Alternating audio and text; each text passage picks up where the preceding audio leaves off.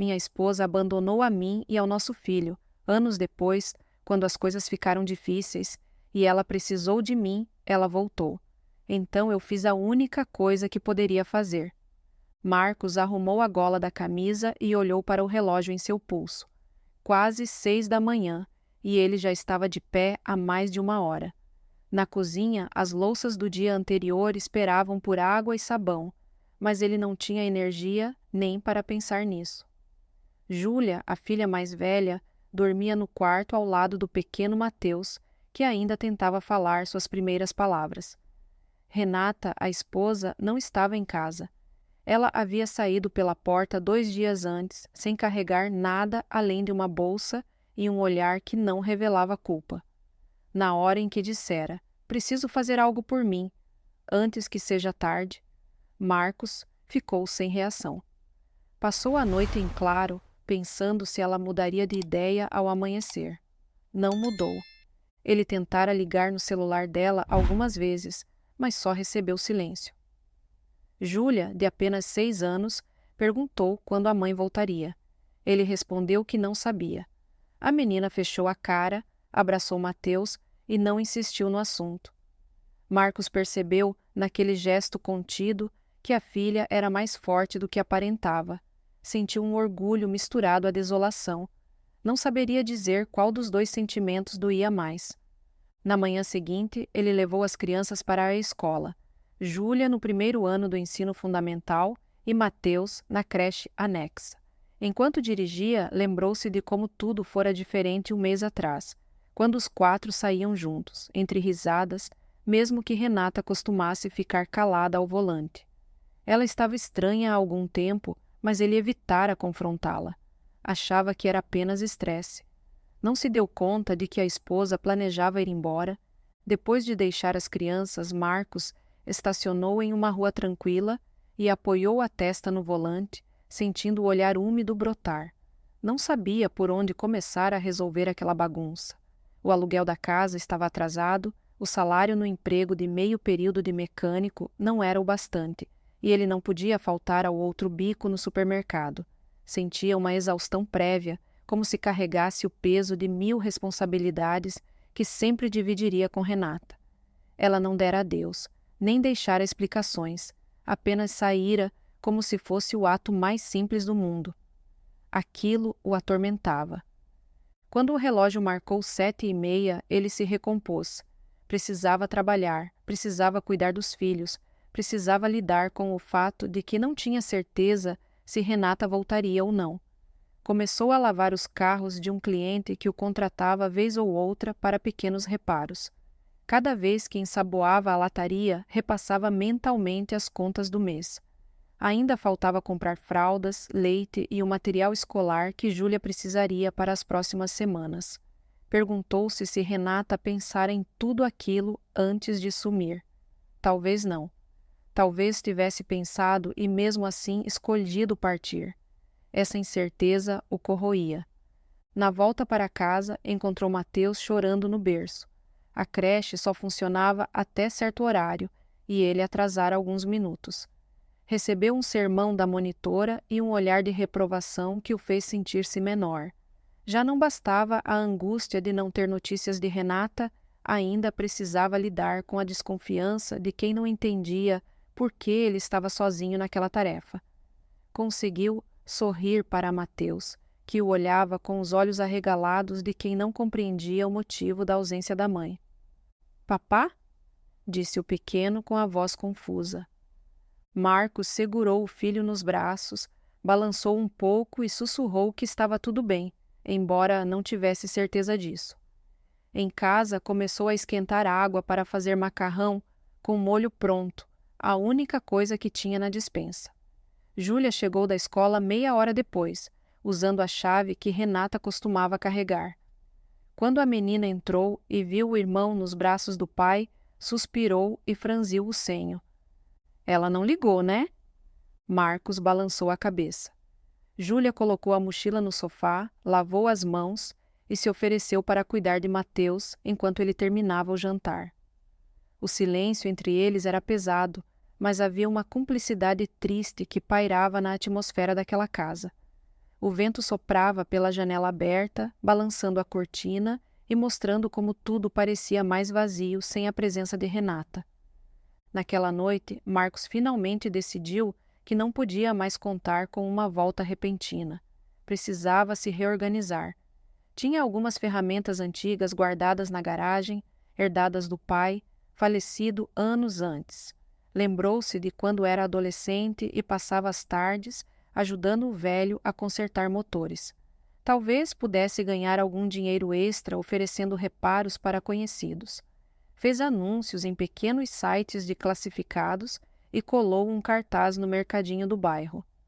A resposta não foi imediata, mas naquela mesma semana conseguiu um serviço emergencial. Consertar um carro cujo motor falhava toda vez que o dono tentava engatar a marcha. Enquanto trabalhava no veículo, sentiu-se útil, quase leve. Havia alguma coisa em pôr as mãos na graxa, desmontar e remontar peças que distraía a mente dos problemas sentimentais. A oficina improvisada ficou sendo um abrigo contra a dor que ele ainda não sabia nomear. Havia decepção, raiva e, em algum lugar mais profundo, um fiapo de esperança de que Renata se arrependesse. Passaram-se 2 semanas sem notícias dela. Júlia notou que as ligações e mensagens não surtiam efeito. Mateus, na inocência de seus 2 anos, apenas perguntava por "mama", quando notava a casa silenciosa demais. Marcos vendia objetos antigos pela internet para pagar as contas e passou a acordar às 5 da manhã para tentar cuidar de tudo, antes de levar as crianças à escola ou à creche. O dia parecia curto demais. Certa noite, ele reparou que Júlia não parava de encarar a cadeira vazia à mesa de jantar. O prato de Mateus ainda tinha resquícios de purê de batata, mas o menino já dormia no colo do pai, exausto de brincar com bloquinhos coloridos. Júlia respirou fundo, quase como se juntasse coragem. "Pai, você acha que ela vai voltar?" A voz dela soou firme, apesar dos olhos marejados. Marcos sentiu um aperto no peito. Quis dizer que sim, que a mãe dela só tinha saído para resolver alguns problemas, mas não tinha forças para mentir. Então pousou a mão sobre a da filha e, com a voz mais terna que encontrou, respondeu: "Eu não sei, minha querida, mas a gente vai ficar bem, tá?" A menina assentiu, engolindo as lágrimas. Ele viu ali um reflexo do próprio semblante, a vontade de chorar, mas também a determinação de seguir em frente. Beijou a testa da filha e disse que a amava. Conforme as semanas progrediram, o nome de Renata foi aos poucos virando um tema proibido na casa. Júlia preferia não tocar no assunto, Mateus não entendia o que acontecia, e Marcos se jogava no trabalho para tentar suprir o buraco financeiro e emocional que aquela ausência gerava. O mercadinho do bairro passou a chamá-lo com mais frequência para pequenos concertos, e um vizinho indicou seus serviços para amigos de outras regiões. Ele, que antes fazia bicos, agora sonhava em abrir uma pequena oficina num espaço decente. Foi nesse período que Beatriz, uma antiga conhecida da família, apareceu para oferecer ajuda. Soube do sumiço de Renata através de boatos no bairro e ficou com pena das crianças. Num fim de semana, trouxe biscoitos caseiros e se ofereceu para tomar conta de Mateus, enquanto Marcos terminava de consertar a direção hidráulica de um carro estacionado na garagem improvisada. "Você tem um talento nato para mexer com máquinas", elogiou ela depois de ver Marcos retirar uma peça desgastada com a precisão de quem fazia aquilo há anos. Ele sorriu, agradecendo o comentário, mas sem saber como reagir a mais nada que não estivesse relacionado ao cotidiano exausto de ser pai e funcionário em período integral. Beatriz notou a tensão no rosto dele e não insistiu. Apenas brincou com Mateus, que se apegou a ela num piscar de olhos. Júlia também se aproximou, conversando sobre a escola e seus desenhos preferidos. Marcos, por um instante, sentiu-se menos sozinho. Conforme o tempo passava, as contas finalmente começavam a se equilibrar. Ele se arriscou a comprar algumas peças de segunda mão para ter um pequeno estoque. Vendeu o antigo televisor para investir em mais ferramentas. A vida diária era um corre-corre. Acordava cedo, arrumava o lanche de Júlia, deixava Mateus na creche, consertava carros até o meio-dia, depois corria para o supermercado onde trabalhava no turno da tarde e, à noite, voltava para casa exausto. Aos poucos, a dor do abandono deixava de ser um choque e virava uma cicatriz que ele carregava por dentro. Uma das manhãs mais difíceis foi quando Júlia, no carro a caminho da escola, perguntou se poderia ir ao parquinho com a mãe no próximo sábado. Ele não soube o que dizer. Ela sustentou o olhar firme no pai, como se quisesse arrancar dele uma confirmação ou talvez uma verdade dura. Sem ter resposta, ele apenas murmurou que não tinha como saber se Renata apareceria ou não. O silêncio da filha o fez engolir em seco. Meses se passaram. Nenhuma ligação, nenhuma mensagem, nada. Marcos já não procurava mais Renata. Investia todas as suas forças nas crianças e na oficina que, surpreendentemente, começou a atrair mais e mais clientes. Ele encontrava uma satisfação genuína em ver que, consertando motores e trocando peças, conseguia sustentar a família. Embora carregasse a mágoa de ter sido abandonado, transformava aquela dor em energia para não deixar nada faltar a Júlia e Mateus. Uma noite, depois de colocar as crianças para dormir, ele sentou à mesa da cozinha, ligou uma lâmpada amarela e pegou um caderno de anotações. Decidira calcular o valor exato para alugar uma pequena sala comercial perto do bairro. Precisava sair daquela garagem apertada. Enquanto fazia as contas, lembrou-se de Renata. Perguntou-se se ela estaria feliz, se pensaria nos filhos, se eventualmente apareceria com um pedido de desculpas. Sacudiu a cabeça tentando expulsar esses pensamentos. Mesmo sentindo raiva, havia uma saudade teimosa do tempo em que riam juntos de coisas banais. Aquela Renata, porém, parecia não existir mais. Certa tarde, enquanto ele terminava de trocar a embreagem de um carro, Júlia correu até a garagem para avisar que um homem estava batendo no portão e perguntava por seu nome. Marcos limpou as mãos num pano e foi atender. Deparou-se com alguém de terno escuro, segurando uma pasta de couro. O homem se apresentou como Rogério, advogado da família de Renata. Marcos sentiu o estômago revirar. Não imaginou que a família dela ainda tomasse conhecimento de sua vida. "Boa tarde", disse o advogado, mantendo uma postura formal. "Preciso conversar com o senhor em particular, se possível." Marcos respirou fundo e indicou 2 cadeiras velhas no canto da garagem. Júlia, curiosa, se aproximou, mas ele sinalizou para que ela voltasse para dentro e desse atenção a Mateus. A menina obedeceu, embora fosse evidente que queria escutar a conversa. O advogado abriu a pasta de couro, retirou alguns papéis e pigarreou. "Sei que a situação de vocês é delicada, mas fui incumbido de entregar isto. A Renata deixou instruções a respeito de uma poupança em nome das crianças. Ela depositou valores que... Enfim, acredito que o senhor deve estar ciente." Marcos o interrompeu, surpreso. "Poupança? Desde quando?" Rogério consultou os documentos, ajeitou os óculos e explicou que Renata havia feito depósitos pouco antes de partir e também meses após o casamento, sem que ele soubesse. Não havia grandes fortunas, mas era algo significativo. O homem se desculpou por se meter em um assunto tão pessoal, mas disse que precisava cumprir o encargo. Marcos segurou os papéis com as mãos tremendo. Não conseguia entender o que motivara Renata a esconder aquilo. Seria culpa? Preocupação?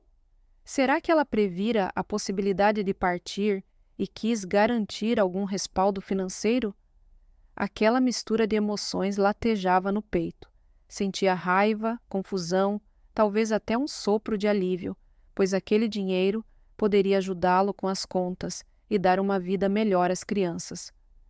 "E onde ela está agora?" ele perguntou, sem conseguir conter-se. O advogado abaixou o olhar. "Não faço ideia. Minha parte era apenas entregar esse dossiê. Ela confiou que eu o faria quando julgasse o momento adequado." Marcos mordeu o lábio, dominado por um aperto no peito.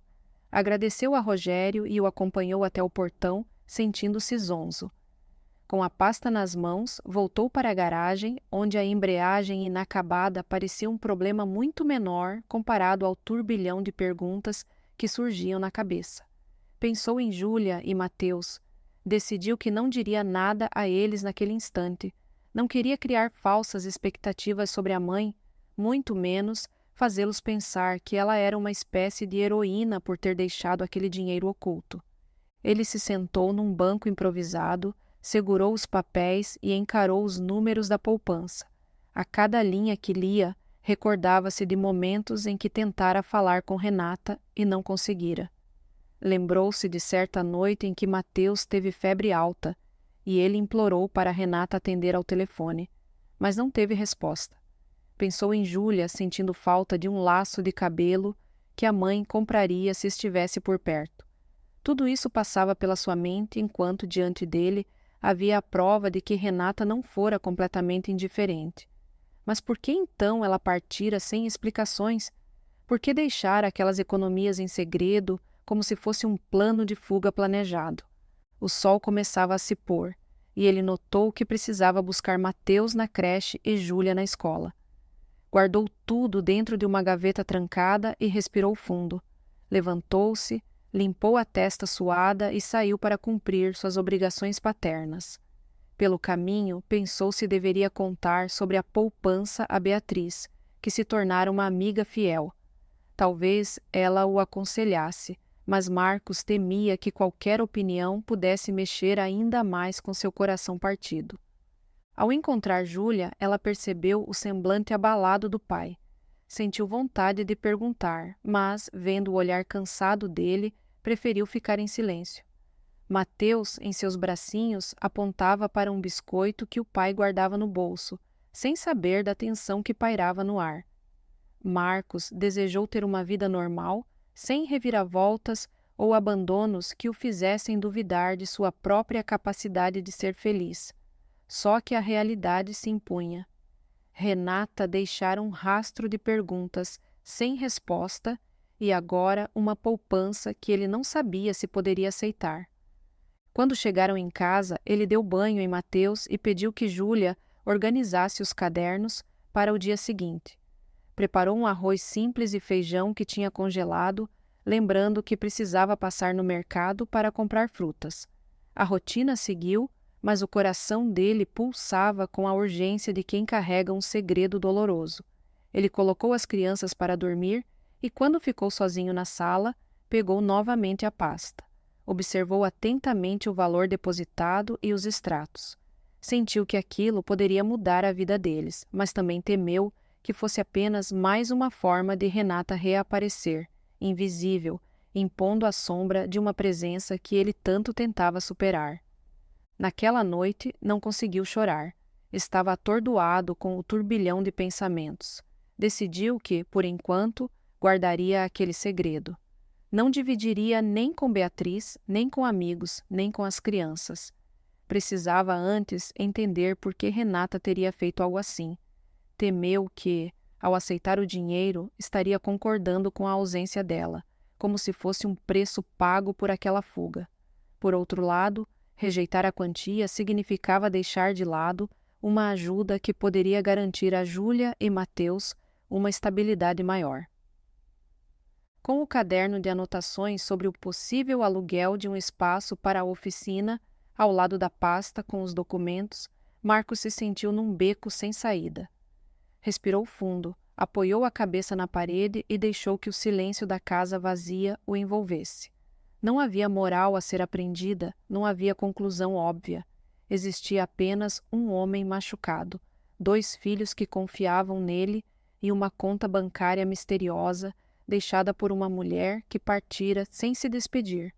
A cabeça dele latejava, mas ao lembrar do sorriso de Júlia e do olhar inocente de Mateus, decidiu que continuaria lutando, independentemente das intenções de Renata.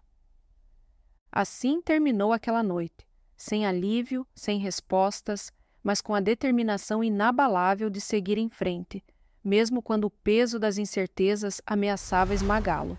Ele subiu para o quarto, verificou se os filhos dormiam bem, ligou a pequena luminária e, por alguns segundos, contemplou o rosto sereno das crianças. No semblante deles encontrou a única certeza que importava. Eles precisavam dele, e ele jamais os abandonaria. Quantas lágrimas ainda surgiriam no caminho, ele não sabia, mas estava disposto a encarar cada uma por amor. Marcos acordou na manhã seguinte com uma sensação estranha no peito. Tinha passado a noite anterior encarando os documentos daquela poupança em nome dos filhos, mas não avançara nenhuma decisão. Guardou tudo, trancou a gaveta e forçou o sono a chegar. Agora, enquanto abria a janela para deixar a luz do sol entrar, lembrava-se do cheiro de café que Renata costumava preparar em outros tempos. Ela surgia com um hobby velho, sentava à mesa e ambos ficavam em silêncio, aproveitando alguns minutos de tranquilidade antes que Júlia e Mateus despertassem. Aquela cena, no entanto, parecia pertencer a outro mundo. Ele enxugou o rosto, espantando a nostalgia, porque precisava focar na vida que construía sozinho. Levou as crianças para a escola, passou na oficina improvisada e retomou os concertos pendentes. Beatriz apareceu pouco depois, trazendo um pote de bolo simples para o lanche. Ele agradeceu, olhou-a com olhos cansados e notou que ela parecia preocupada. Com cuidado, ela perguntou se estava tudo bem. Ele apenas deu de ombros, indicando que havia problemas, mas ainda não se sentia pronto para falar. Ela preferiu mudar de assunto, dizendo que Júlia a convidara para assistir a uma apresentação na escola no mês seguinte. Marcos sorriu, sentindo um calor discreto no peito, e voltou às ferramentas. Nos meses que se seguiram, ele trabalhou sem parar. A divulgação boca a boca fez sua clientela aumentar, e logo ficou evidente que não daria mais para se virar na garagem apertada. Ele encontrou um pequeno galpão em uma rua próxima e decidiu arriscar o aluguel, torcendo para que os rendimentos cobrissem as despesas. Júlia, sempre observadora, reparou no cansaço do pai, mas também notou que ele parecia mais confiante na própria capacidade. Mateus, agora com quase 3 anos, balbuciava algumas frases e gostava de ficar sentado num cantinho do galpão, enquanto o pai trabalhava, brincando com peças inofensivas. Beatriz continuava presente, oferecendo ajuda sempre que possível, mas sem invadir o espaço de Marcos ou pressioná-lo para falar de Renata. Quando ele finalmente contou a ela sobre a poupança deixada pela esposa, ficou surpreso com o modo sereno como Beatriz reagiu. Ela não julgou Renata nem tentou convencê-lo a aceitar ou recusar o dinheiro. Simplesmente disse que ele deveria tomar a decisão que o deixasse mais em paz. Aquilo o comoveu, pois estava acostumado a olhares de pena ou reprovação. Beatriz não demonstrava piedade, e sim empatia genuína. 1 ano se passou desde o sumiço de Renata e a oficina prosperou. Marcos deixara o emprego no supermercado para se dedicar totalmente aos concertos. Júlia, por sua vez, exibia um boletim exemplar, apesar de uma ou outra dificuldade. Mateus ainda pedia "mamãe" em certas noites, o que fazia o coração do pai apertar. Sem notícias de Renata, eles seguiam adiante como podiam. Foi nesse período que Marcos decidiu abrir uma pequena conta separada, onde depositaria parte dos lucros para os filhos, inspirado na ideia de que, se a mãe tomara a atitude de guardar um dinheiro, talvez ele também devesse planejar o futuro das crianças. Nunca usou o valor que Renata deixara, mas mantinha-o ali, intacto, como se fosse um lembrete de algo que não entendia completamente. O tempo avançou e Júlia completou 10 anos. Mateus, com 5, frequentava as aulas de educação infantil e adorava desenhar carros, possivelmente por influência do pai. Beatriz se tornara quase da família, embora nunca tivesse ocupado formalmente o lugar de companheira de Marcos. Havia um carinho silencioso entre eles, uma compreensão que muitas vezes dispensava palavras. Mesmo assim, os dois evitavam rótulos, talvez por receio de que um romance pudesse despertar cicatrizes mal curadas. A rotina deles se mantinha equilibrada, até que numa tarde comum de primavera, tudo mudou. Marcos estava agachado debaixo de um sedã velho, tentando desmontar o câmbio, quando ouviu a voz inconfundível que nunca achou que voltaria a escutar de perto. Marcos! A palavra reverberou no galpão, carregada de um tremor sutil. Ele bateu a cabeça ao se levantar, sentindo o coração disparar. Virou-se e viu Renata, mais magra, os cabelos repicados, uma postura tensa, mas bem arrumada. Ela trazia uma bolsa de grife pendurada no braço. O cheiro do perfume familiar o atingiu como um soco no estômago. Ele piscou, engolindo em seco e largando a ferramenta que segurava. Nenhum dos dois soube como começar a falar. Por fim, ela tentou um sorriso hesitante e perguntou se poderia entrar. Ele deu de ombros, sem conseguir dizer não. Renata caminhou timidamente pelo local, observando as prateleiras com peças, a pequena bancada de trabalho e o chão manchado de óleo. Parecia procurar algo para segurar, um ponto de referência que a fizesse sentir-se menos culpada. Marcos percebeu que aquela mulher não era exatamente a mesma que partira. Parecia frágil, como se cada palavra que dissesse carregasse uma culpa antiga. Antes que ela pudesse falar mais, Júlia e Mateus entraram correndo, trazendo um recado da escola sobre uma atividade de Dia dos Pais. A menina, ao ver Renata, estancou no lugar, com os olhos arregalados. Mateus ficou confuso, pois não entendia muito bem a figura feminina diante dele. Renata forçou um sorriso e abriu os braços, chamando pelo nome do filho. Mateus não se moveu. Júlia, por outro lado, escondeu o rosto, como se quisesse bloquear a lembrança de anos atrás. Marcos interviu, dizendo à filha que levasse o irmão até a lanchonete da esquina e pedisse algo para comer. Ela concordou, ainda atordoada, e saiu puxando Mateus pela mão. Assim que ficaram a sós, Renata soltou o ar num suspiro tenso. — Por que voltou? Ele perguntou, sem agressividade, mas com firmeza. Ela engoliu o choro, explicando que passara por problemas que não conseguia nomear, que sentira a vida escorrer pelos dedos, que achara que o melhor seria partir para se reencontrar. Palavras que, para Marcos, soavam vazias depois de tantos anos. Ele balançou a cabeça, argumentando que ela não deixara apenas um marido, mas duas crianças que precisavam de cuidados. Renata fechou os olhos, culpada, e disse que não esperava ser perdoada, mas que queria tentar se reaproximar, pois compreendia o dano que causara. O silêncio que se seguiu foi denso.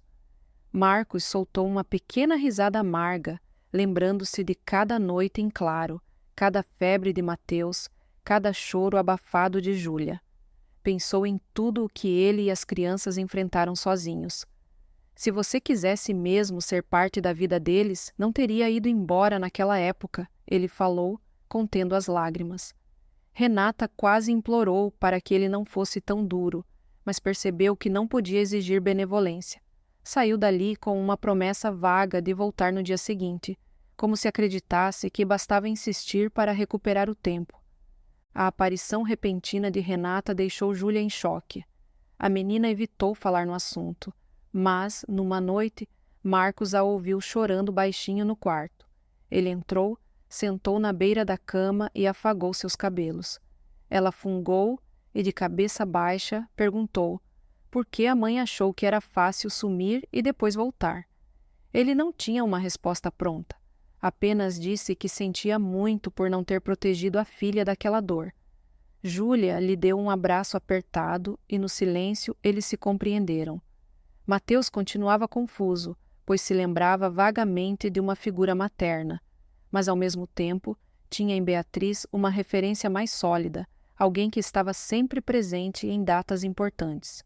Renata apareceu outras vezes nas semanas seguintes, tentando conversar com os filhos e prometendo compensar o que perdera. Júlia a ouvia com o rosto fechado, enquanto Mateus preferia se esconder atrás do pai. Beatriz, desconfortável com o clima, se mantinha mais distante durante essas visitas, respeitando o espaço. Marcos, porém, notava uma insistência quase obcecada em Renata. Ela chegava a questionar por que Beatriz estava tão envolvida com a família, como se tivesse o direito de ditar quem podia ou não fazer parte da vida dos filhos. Em determinado dia, Renata invadiu o galpão gritando sobre o fato de Júlia ter ido ao parque com Beatriz, e não com ela. Marcos a encarou perplexo, argumentando que a filha tinha o direito de escolher com quem se sentia bem. A confusão foi tão grande que ele precisou acalmar os clientes que estavam ali para buscar seus carros. Depois disso, decidiu que não dava mais para permitir que Renata perturbasse a rotina deles daquela forma. Ele consultou um advogado e explicou toda a situação. A ausência de anos, a falta de comunicação, a volta repentina, o desconforto das crianças. O homem recomendou que Marcos buscasse uma confirmação legal da custódia total para evitar conflitos futuros. Marcos hesitou, porque jamais quis transformar sua história em uma briga judicial, mas via que Renata não compreendia limites. Com a ajuda de documentos, registros e até depoimentos de vizinhos, ele moveu uma ação para regularizar a guarda definitiva dos filhos. Quando Renata recebeu a intimação, procurou Marcos, furiosa, alegando que ele queria afastá-la dos filhos. Ele argumentou que não via outra saída, pois cada visita que ela fazia terminava em tumulto ou promessas que feriam as crianças. Ela jurou que não desistiria, que lutaria até o fim para ter o amor dos filhos de volta. O olhar dela, naquele momento, mostrava uma mistura de arrependimento e desespero. Nos meses que se seguiram, houve várias audiências e tentativas de conciliação. Júlia foi ouvida em depoimento reservado, assim como Mateus. A criança menor não dizia muito, mas deixou claro que não se sentia confortável com a mãe. Júlia, por sua vez, contou sobre as noites em que chorava sozinha, sobre o vazio que Renata deixou e sobre o carinho que desenvolveu por Beatriz, que a ajudara em momentos decisivos. O juiz analisou tudo, conferiu as provas de abandono e, por fim, concedeu a guarda integral a Marcos, restringindo visitas de Renata a sessões supervisionadas com profissional. Quando a sentença foi lida, Renata olhou para o chão, em silêncio. Após a audiência, ela sumiu por um tempo, não ligava, não tentava contato. Marcos sentiu um alívio cauteloso, pois temia que ela reaparecesse com mais pressão sobre as crianças. Passadas algumas semanas, a rotina voltou a fluir. Júlia crescia rapidamente, agora uma pré-adolescente cheia de opiniões. Mateus era um menininho sorridente, fã de carros de corrida, sempre desenhando modelos novos que gostaria de ver na oficina do pai. Beatriz se mostrava ainda mais próxima, mas eles continuavam sem rótulos, deixando o tempo correr para ver se o sentimento evoluiria naturalmente. Marcos, orgulhoso da família que reconstruiu, passou a dormir melhor, sem a angústia de ataques repentinos de Renata. Foi então que, numa manhã fria, ele encontrou um envelope sem remetente na caixa de correio. Abriu, curioso, e reconheceu de imediato a caligrafia da esposa ausente. O coração disparou. Sentou-se no sofá e rasgou o envelope, revelando uma carta e uma foto. Na foto, Renata estava mais magra, com uma expressão abatida, trajando um lenço na cabeça. Ele sentiu um calafrio. Começou a ler a carta, onde ela admitia ter descoberto uma doença grave. Dizia que o diagnóstico explicava parte do desespero que a fizera voltar, pois sentia medo de morrer sem ter tentado reparar os erros. Confessava arrependimento por tudo que deixara para trás. Pedia, no fim, que ele perdoasse pelo menos a lembrança dela, se não pudesse perdoá-la em vida. Queria que as crianças soubessem que as amava, mesmo sem ter sabido cuidar delas como mereciam. Não havia telefone, endereço, nada que indicasse onde ela estava. Apenas aquela confissão dolorosa e a súplica por compreensão. Marcos sentiu o rosto ficar quente, as lágrimas brotando sem controle. Sabia que Renata cometera escolhas terríveis e que abandonara não só a casa, mas a própria essência de ser mãe. Ainda assim, A ideia de que ela poderia morrer sozinha, sem o amor dos filhos, lhe causou um aperto no coração. Ergueu-se do sofá e andou pela sala, lembrando de cada instante em que ela fora ausente, mas também de alguns momentos felizes que existiram no passado. Pensou em contar tudo a Júlia e Mateus, mas se lembrou de como cada aparição de Renata causara turbulência. Decidiu, por ora, poupar as crianças. Guardou a carta e a foto na mesma gaveta trancada onde estavam os documentos da poupança. Ficou alguns minutos sentado, encarando o nada, engolindo em seco. Nos dias seguintes, ele se mostrou mais calado. Beatriz percebeu e perguntou se acontecera algo. Ele hesitou, mas acabou mostrando a carta. Ela leu em silêncio, demonstrando uma compaixão discreta. Não deu conselhos, não fez julgamentos, apenas se aproximou e segurou a mão dele. Ele sentiu um leve conforto. Não desejava vingança, não queria ver Renata sofrer, mas também não encontrava como ajudá-la. Sem endereço, sem telefone, restava apenas a incerteza e a dor por aquilo que poderia ter sido. Decidiu seguir em frente, fazendo o que vinha fazendo desde que ela partira, cuidar dos filhos e se manter firme. Naquela noite, ele preparou um jantar simples. Júlia comentou que a professora de matemática a elogiara pelo desempenho, e Mateus contou empolgado que aprendera a escrever o próprio nome com letras de forma. Enquanto a conversa fluía, Marcos os observou, sentindo uma pontada de orgulho e alívio. Nenhuma ventania externa poderia derrubar o que eles construíram juntos. Aquela casa, aquela família agora tinham bases sólidas. Ele não desejava que Renata estivesse doente. Não sentia prazer em imaginar seu sofrimento, mas não podia mudar o passado, e sabia que algumas feridas jamais cicatrizariam completamente. Quando as crianças foram dormir, Marcos ficou na sala, encarando a foto envelhecida de um passeio antigo, onde Renata segurava Júlia no colo e ele segurava Mateus. Talvez fosse a última lembrança positiva dos quatro juntos. Ele se lembrou de como Renata costumava abraçá-lo naquela época, ainda sem a rigidez de quem planejaria uma fuga. Algumas lágrimas escorreram, mas ele não tentou impedi-las. Lembrou-se de como sentira tanto ódio ao ser abandonado e de como aquele ódio se convertera em determinação. Percebeu que, mesmo que ela não voltasse a aparecer, deixara um rastro de impacto na vida dele e das crianças, bom ou ruim. Respirou fundo e guardou a foto de volta, sussurrando um adeus, suave que ecoou pelo silêncio. Na manhã seguinte, ele acordou renovado. Precisava se concentrar na oficina, pois chegaria um carregamento de peças encomendadas. Júlia tinha uma prova importante e Mateus receberia uma medalha em uma competição de leitura para incentivar crianças. Ele se sentiu grato por estar presente em cada conquista deles, por não ter desistido quando tudo parecia escuro.